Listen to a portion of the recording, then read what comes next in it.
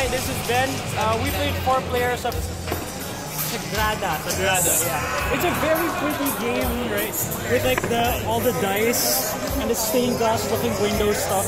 And like what Jason said, it's like it's very OC. You know, yeah, it's OC dependent. You'll be like you'll get stuck for so long trying to get like the perfect thing.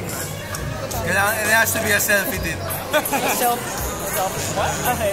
It's good naman, it's just if you're stuck... Maybe I should hold it.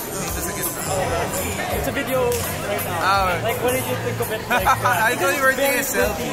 I know, it's a video. It's like, I thought it was like Blueprint, but it also became like Quadropolis. What's that other game you're putting in dice down on something? The one that has an 8? Something, I can't remember the name, but anyway. Azul, yeah, that's what you guys were saying kanina, yeah. Which I've only played twice, so I'm not sure. But this is good, and this is a giant version. It says Gigantesco, whatever. And it's like a really nice looking box too. Anyway, that's Sagrada here at All Aboard XL in Canada. Bye.